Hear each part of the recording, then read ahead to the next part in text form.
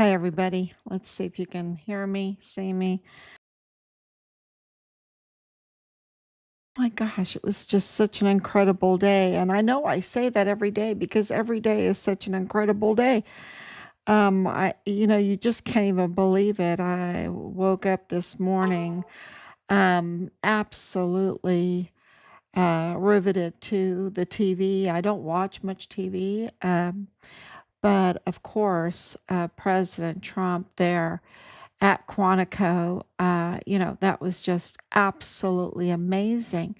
And then he gets on his helicopter, goes back to the White House, and has the meeting about with the Pfizer CEO. And then that he doesn't stop there. Then he goes and um, signs an executive order for AI to be used to help childhood cancer, right? And then it goes on and on and on and on and on.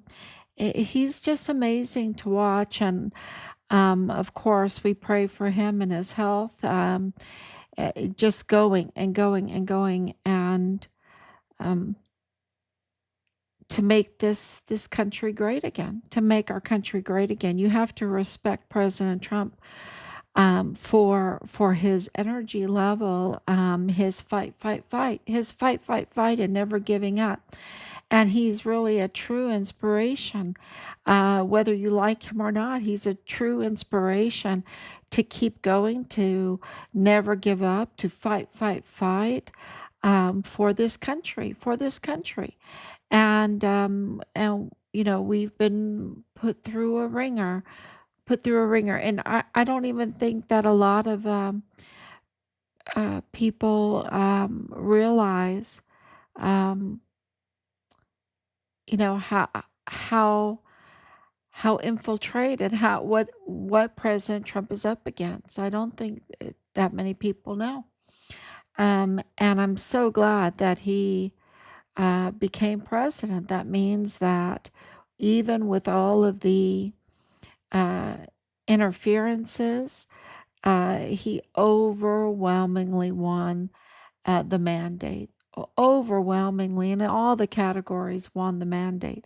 So that tells you that the media is not trustworthy, right? That's what you can, and that the American people get that. So um, anyway, let's see if everything's going. Thank you so much, Christine, for coming on. Good evening to you. Um, what do we think about? And I'm going to try to do this by heart, but this is a government shutdown. We're in a government shutdown right now. Um, and for our family, we're very happy to hear that because um, and I know, and the thing is we've been through it. We have been absolutely through it. Government shutdown before, and we know exactly what it's like. Rob, of course, was furloughed. I think it was for months, a couple months. He was furloughed. Um, when uh, when he was doing some work after his retirement for the federal government. Um, if people don't know, my husband is a retired physician assistant, 30-year veteran in the Army, went in as an E3 and worked his way up, became uh, a physician assistant. And at that time, years ago, like that, he was a warrant officer. At that time, physician assistants were warrant officer. When he went into the Army, he knew that's what he wanted to be, even though he had a biology degree from Florida State University, and could have went into officer training, but chose wanted to be a PA. He really liked that. He thought that would be a good lifestyle, and he was right. He was right. It was a absolutely wonderful lifestyle, because when he became a perfusionist, um, uh, that was, gosh, let me tell you, he did that for 5 years and went back to being a PA for the lifestyle, I mean, money's not everything, right? Money's not everything, and when you go in at, like, 4 o'clock in the morning, I kid you not, at Walter Reed Army Medical Center there in Washington, DC, um, and, you don't get home until 8, 9 o'clock at night.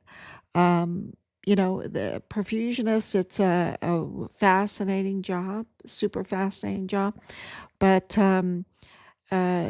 just no lifestyle, right? And you can make a lot of money doing it, but no lifestyle, no family life. So he came home one day and he said, "If I could give you one wish, what would it be?" And because I'm very close to my German grandmother, and she was getting older. I said that you got orders to Germany. He goes, "You've got it." I said, "What do you mean? You have to be a perfusionist?" He goes, "No, I'm going to be the Fifth Corps PA." So there we went. He went back to being a PA for Fifth Corps, and we went to Heidelberg, Germany, and that's where, of course, we decided. With our two daughters, to adopt our two sons, Robert and Richard. Um, so yeah, just a little family information there. Um, but it is um, kind of a long story how he ended up doing some work for the federal government and got well, there was a government shutdown, and so he was furloughed. And of course, we have 4 children, and they were young at the time. Um, and you live through it, and right now, for our family, and where our hearts are with everybody that has to go through the uncertainty of um, a job loss and furlough and um, but I think that the those in Washington, D.C. love federal government so much. I don't think you have to worry so hard. That's just speaking out of the experience. I don't think so. I don't think you have to wait too long, and then of course they'll want to pay you back. They'll pay, you know. So we'll see how. I don't want to say I know I have some kind of looking glass ball in front of me that I can tell you what's going to happen, but I know that the Washington D.C. loves federal government. Okay, so what does this mean to us? Um, well, the Democrats shut it down because of their greed, right? Because of their greed, they have constituents that are very demanding, and the Republicans were not going to meet those demands. And of course, so this is kind of political. And so they shut it down. The Democrats shut it down. They didn't want to vote for the CR. That would give them, I think, 60 more days, to work it out. And for us, I think this is needed because we um, have been driven into an investigation into our son's murder. Um, through the CID and through the command telling us that they wouldn't investigate what happened to our son. We would have to do that, and we would have to bring them leads, or they couldn't help us at all. So that's what they told us, and so we got busy. We got busy investigating, and we've been investigating for 5 years, um, and so much has happened. So much has happened. So much has been exposed. And one major fact that has been exposed is that the federal government has some real traitors, and those traitors that are very deceptive, are full of fraud, waste, and abuse, full of fraud, waste, and abuse through government contracts or with the criminal trafficking. Uh, Very bad actors participate in the criminal trafficking anything that's not bolted down. And I'm serious, and maybe even that too. And that's including children. Fort Bliss has thousands and thousands of children that are um, really in the under the care of the CYS. Of course, the parents care, but Fort Bliss has a child youth services. Ann Ogle. We know that Ann Ogle is up to no good and part of the Mormon faction with DES Thomas Kane. And up to no good. I mean, really up to no good. And when you have these traitors, these treasonous traitors, and they are conspiring to exploit the system as much as they can while they are committing crimes, right? And also derelict in their duty, right?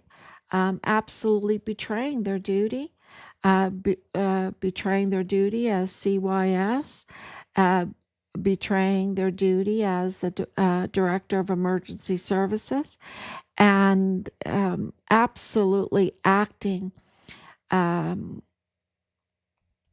when you are um, conspiring against young volunteer sons and daughters that are soldiers in the barracks to bring in substances that could kill them, to bring in young girls to compromise them and film them, to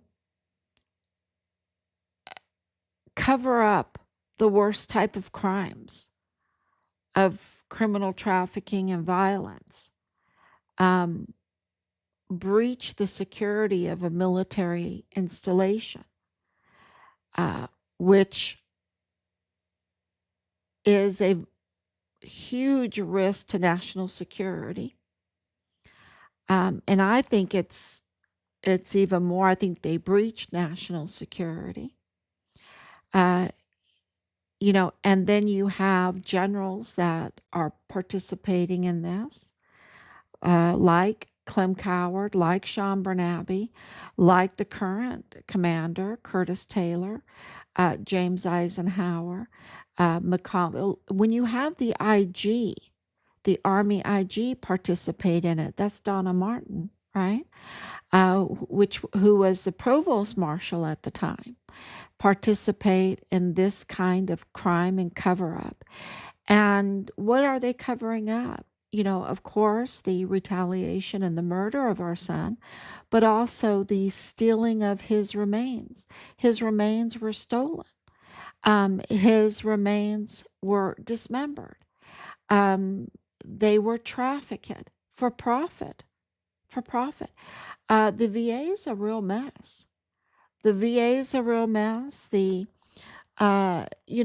so much that is federal, um, that are full of traitors, fraud, waste, and abuse. Um, and this is the greatest opportunity.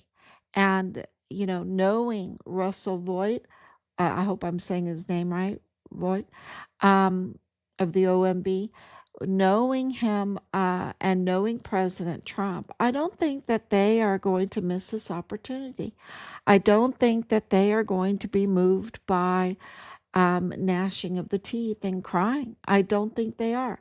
I think they've seen enough and heard enough, crying and tears, and seen enough of the very violent crimes, and even been on the receiving end, as President Trump has, of collusion and conspiracy to destroy him, his family, his administration, the United States of America, you name it, he has seen it. Um, you know, it's very, very clear that I think that they are very directed in their mission. And this opportunity, I don't think is going to be passed by. I think that they're going to start cutting. It's called a RIF, a reduction in forces. And I think they're going to start cutting because it's so bloated. Of course, our generals, and they met with the generals this morning, and he said if he doesn't like them, if he doesn't like what he sees, he's going to fire them. And I think that behind the scenes of the meeting, because of what Secretary of the War Hegseth spoke in his speech. I think that those speeches behind the scenes, I think other messages were also given, right? Other additional messages were given, because I don't think they're fooling around to get all of those flag officers in one area. Uh, is unprecedented. They had more of an intention than just to give them a little speech, right? To give them a speech that they could hear on TV, that they could get in a memo. So, something else was happening there at Quantico, and Quantico has a replica of the Iwo Jima Memorial, and I posted about that today. That my husband, Richard's father, he as a kid, his grandfather, his job was to take care of the grounds of Beacon Rock, the home of the sculptor that created the Iwo Jima Memorial. Um, so when my husband would visit Beacon Rock, which was right beside the Kennedys' place in Rhode Island, I mean, just absolutely look it up. It's so beautiful, so beautiful. They used to run those grounds, and they used to crawl through the Iwo Jima memorial pieces, the molds for those pieces. And of course, the Iwo Jima memorial is courage and sacrifice and the fight, um, esprit de corps spirit, the Medal of Honor ethos. That's what that Marine memorial symbolizes, right? And that's very bittersweet because for us, Quantico represents CID Howell, right? Todd Howell, who came personally to Fort Bliss to receive Richard's file from the traitor, the worst traitor, Sean Bernabe, Lieutenant General Sean Bernabe. He was given a star for being such a traitor. I hope he gets fired. Hope he gets fired, and then I hope he gets arrested, and I hope he gets indicted. All of that good stuff. Yeah, the order might be out of order, but I hope he gets indicted, and I hope he pays the highest price for what he has done. But he personally handed out Richard's file to Todd Howell. Todd Howell has connections to the prime suspects in Richard's case, the Hart family. He has connections to the VA, right? And to the Hart family, Hawaiian connections to them too. And so this was all a setup. This was all absolutely a cover up of the worst kind. And of course, CID, Todd Howell, we have him on audio. Um, uh, we caught him. We caught him. Um, interfering with our son's case, with tampering with his files, just like CID. Tavita Nusa tampered with Richard's files, interfered with it, leaked the file out. So did Todd Howell, okay, and put people at risk, put um, very important people at great risk. And so they're very criminal. And that's all working its way through the system right now. We are at the Supreme Court level. Um, um, and, this is all preliminary, 5 years of preliminary preparation for our cases, okay, for our cases that we will bring forward. Um, and we always think, okay, next month is the month, but something just incredible comes out, and then we're like, wait a minute, this is so big. This is much bigger than the Iran Contra scandal. Much bigger than the Iran Contra scandal. Looks like child's play in this. So, and then and what is a good example of that? So we have um, this government this government shutdown right after President Trump and Secretary of the Department of War, Pete Hegseth, addressed the very federal flag officers, right, that can absolutely be rifted. Um, so I think that that's going to happen. And then in El Paso, if you look at El Paso, and I hope I can, let's see if I can find the name. I want to get the name of the person that was arrested, Enrique.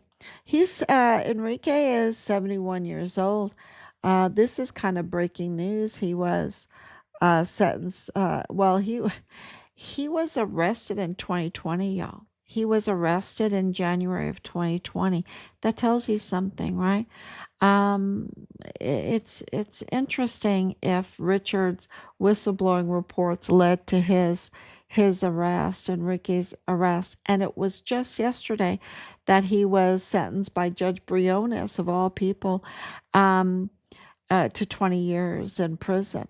20 years in prison for the criminal trafficking of children, uh, uh, child sexual exploitation. I don't know if I'm allowed to say that on this, um, but he was even paying families to that were desperate. Um, but that goes on a lot in El Paso too. So we have a lot of witness testimony that a lot of parents will sell out their children to be abused. It's kind of, it seems to be like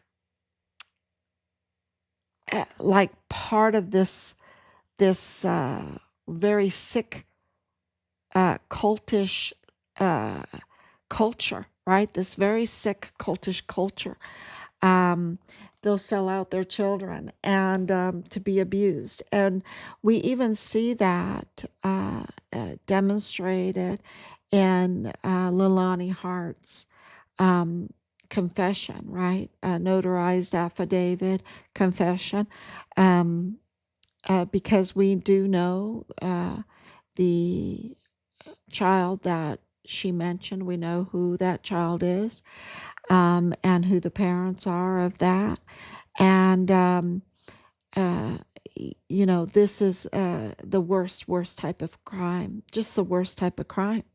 And she needs to be arrested. And so we're hoping that the new FBI director, um, because John Morales, the SAC John Morales, special agent in charge, SAC Morales for the El Paso field office was let go. Yeah, he's gone, and now we have Jared Brown. Jared Brown is the new SAC officer. Why do you think CPS and the family court will place the children with the wrong abusive parent? Right, exactly. And that's very interesting that you're saying that, because you have, please know, Laura, that if it's the El Paso Criminal Law Magistrate Court, that court, if it is any kind of decision or order from 2015 till now, that court is illegal. Those judges are just rogue. they're imposters. They are not judges. And so if an action happened and a child was put in the home of an abusive parent, the parent that is the caring parent can uh, this might help in their decisions, to say, look, this is a botched court. This is imposter court. And they may be able to take legal action against that. Okay. So we did not intend to expose that. This has to do with our son's case, the criminal law magistrate court, and also the Walmart mass shooting case, which is part of our son's case, are intertwined. The same people involved the Walmart mass shooting is involved in our son's case, up to no good in both cases.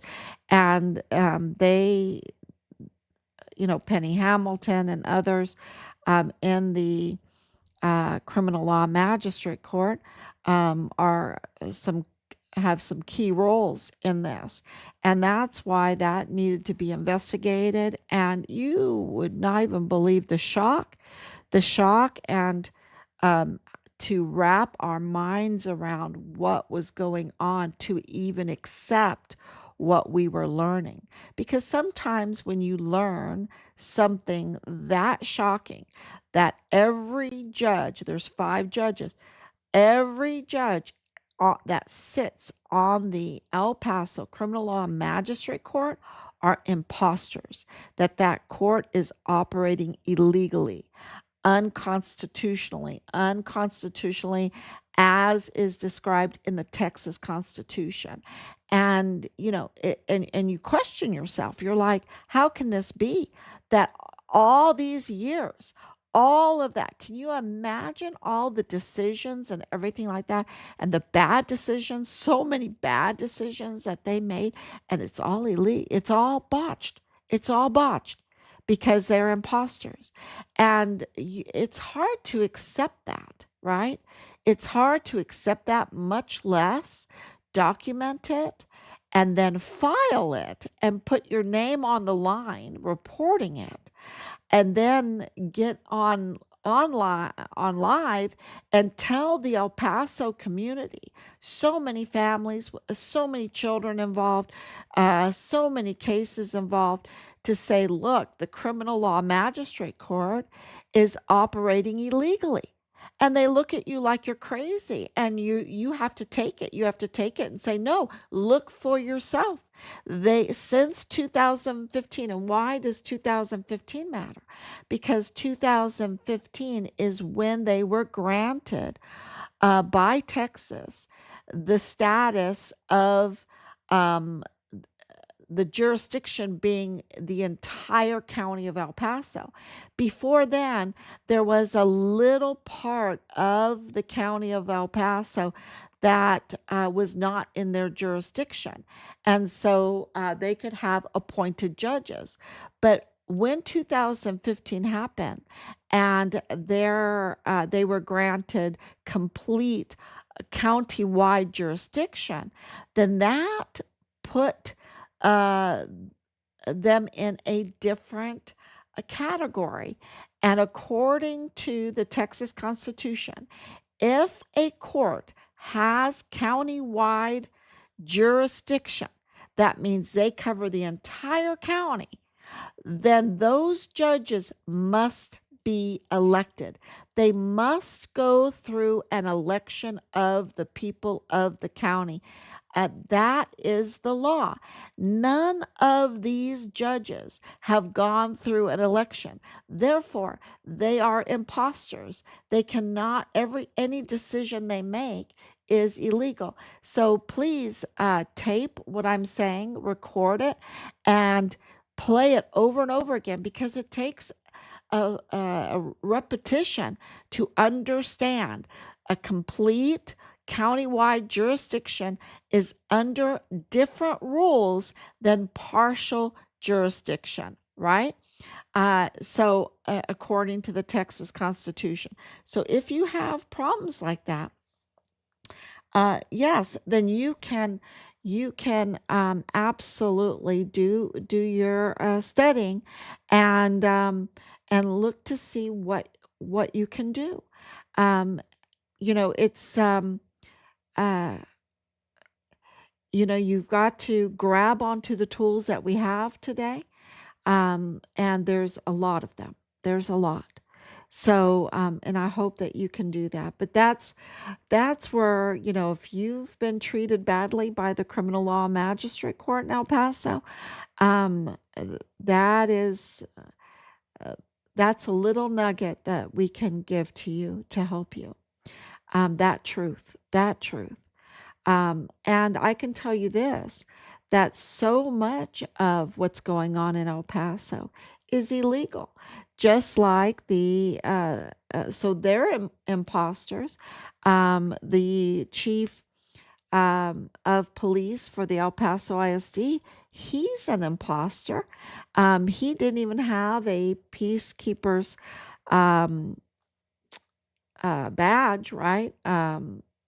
License when he got that job. Uh, the chief medical examiner is illegal and unauthorized. So everything he touches is botched. The DA's office, Bill Hicks, and now James Bonneau Montoya, Mr. 2028 stamp, he is absolutely an imposter. He's a rogue DA. Um, so, you know, and we can go on and on about people that are not authorized, and they're rogue and they're illegal and they're imposters. And so, if you are being treated badly by the government system in El Paso, I think you have some real tools there, some real knowledge that we can share with you that can help you fight for justice, for justice. So, um, yeah, his dad, yeah. Yes, you're very, very welcome. Um, and we didn't mean to find out who the Mayellas were, right? We didn't mean to find out who Nadal Bayim was. Um, and we, never intended to support a government shutdown, but this one we're supporting because right now, under the Trump administration and Russell Voigt and the OMB, um, they have an opportunity, a very rare opportunity, to cut out the treason, out of the bloat, the bloat. Our government's very big. It was never meant to be that way, um, never meant to be that way. But before I talk about that, I wanted to talk about this case, this 71-year-old Enrique Mendez, who got this 20 years. Um, so, 5 years of delay, and finally Judge Briones gives him 20 years in prison. And so this is a rare victory. Um, Briones, of course, is the family that was caught and up to no good by the Poison Ponds FBI investigator agent Julio Cordero. Um, and of course, their family member is also the county clerk, up to no good, Miss 2028 stamp, Delia Briones. Um, so it's interesting because a lot of times these predators, they get off because of the delays and the gag orders and the seal deals, right? The criminals get off because of delay, seal and deal and gag orders. You know, it reminds you of Patrick Crucius and the Walmart mass shooting. And of course, the other shooters, since there's multiple shooters, these delays and the Mayellas and not talking to the Mayellas, not outing the Mayellas, has led to more and more crimes being perpetrated. And so, yeah, this is a real victory to have this predator, this child predator. Um, but what's very interesting is he is also connected to um, the Mormon faction, because he's connected to a couple people that he shared a residence with. One is Thomas Purdy. He um, he was really up to no good, y'all. He's a total predator of young boys. And then, of course, another one, and he was indicted July 25th, 2025. So this year, and they wait so long, and so many people, so many children are hurt. And then this other one was found guilty, pleaded guilty, October 2018, George Soto. I don't know if he's any relation to Marlon Soto Hernandez. I don't know. But, he did share a residence with Enrique Mendez. And I don't know if Enrique is related to Melissa Mendez and the Melendez family, because those names cross over quite a bit, and they're part of this cartel Mormon faction group that's suspects in our son's case. So it was very interesting that he um, 5 years it took to get justice on that, um, this trafficking from the Bridge of Americas, and um, being a predator of children. 5 years, can you believe it? Yeah, it's a disgrace. It really is a disgrace, and it tells you how the system is broken. But I think that this government shutdown, and it might be very, very quick. Who knows? Um, uh, I think it's going to be a good opportunity to cut out the treason. Yeah, get a scalpel, the OMB scalpel, and just cut out the treason of our country. I think that would be very helpful. So that's kind of what is going on. You know, our government was never meant to do what it's doing, right? It's never meant to do that. What a government is supposed to do is punish evil, right? That's what a government is supposed to do. And right now, we've been feeding evil. We've been fertilizing it and letting it grow. That's what we've been doing. A government is supposed to administer true justice, right? And right now, we've had weaponization. A real government is supposed to defend the vulnerable. And in this case that I just read to you, 5 years, that's not defending the vulnerable, y'all. And uh, a real government is supposed to um, promote the rule of law, uh, righteousness, a moral, I would say the esprit de corps of the country, the Medal of Honor ethos of the country.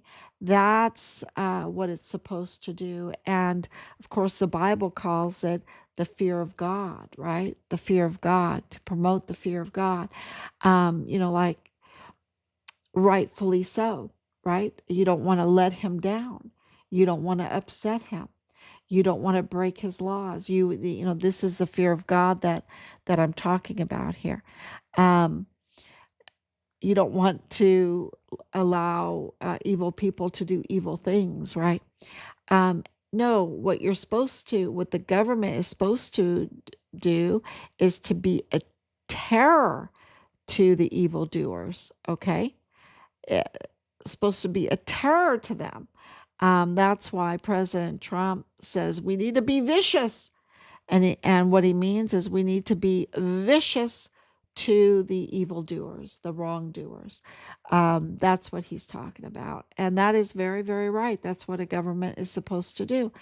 Um, because you cannot let these people get a hold in your country. And that's what has happened from the previous administration. So, the government is also supposed to avoid any oppression. All these taxes, um, these property taxes and everything, no, that cannot. That's not the job of the government. The other thing that the government is supposed to do is to promote peace. Is to promote peace. You don't want a parent that is going to make the kids fight. Fight for this food, fight for your toys, fight for. No, you're supposed to promote peace. And that's what our government is supposed to do within us is promote peace. And to act, uh, you know, be a good example with wisdom and discernment, be a good example, not be a criminal, right? And I think of so many of our leaders, um, absolutely criminal activity. So no, that's not what the government is supposed to be for. So I think when you know what the government is supposed to do, um, then it helps you in your own battles and yeah, and seeing what needs to be cut out right now with all the fraud, waste, and abuse, the deception, and everything. So it's been a very unbelievable day with uh, all of these actions that have happened. And tomorrow's going to be very well, it's already tomorrow, right? We're at 1 a.m. in the morning. It's going to be very interesting because the government is officially shut down. And, the Democrats, maybe they wanted it that way. I don't know. Um, I don't know. They're just so greedy. Um, but I think President Trump is going to take full advantage and empower Russell Vogt to take a scalpel and cut out the problem areas in our government. So thank you so much. And thank you, Laura, for coming on. And thank you. Thank you so much um, for bringing mental stability to our family. Thank you. Thank you for saying that's the nicest thing. And what a blessing. And we're so happy to hear that. And I'm going to tell my husband what you said. And, because you have brought mental stability to us because it is everybody watching and sharing that brings us hope to get our son's remains home, to get accountability, to know that we're on the right track, and presenting all the evidence that we find, and hoping that people understand it and accept it for what it is, because uh, sometimes it doesn't really go on party lines. I can't say it's just Democrats or just Republicans. I mean, we all know that Governor Greg Abbott is way up to no good with Rick Francis and Woody Hunt and all of that. Um, So, it crosses party lines and everything. And some people don't want to hear that, right? They don't want to hear that. But we're talking about our country. We're talking about having to face even things that we don't want to face. And one thing I can tell you is that we come from victory, and that every step of the way. Um, we can see how the evil has just destroyed themselves. Look at Woody Hunt. El Paso Matters is the one that, was the snake that ate the tail, right? It was his very own organization that exposed the Mayellas. The Mayellas that I think um, it's very serious, y'all. It's very serious. And I think it could really land him in prison, and he's an older man, you know. Um, so that's not good news for him at all. That's not good news at all. But he's been up to no good, and destroyed many a lives. So yeah, the truth has to come out. Thank you so much, and I will absolutely, be back tomorrow, God willing. Thank you.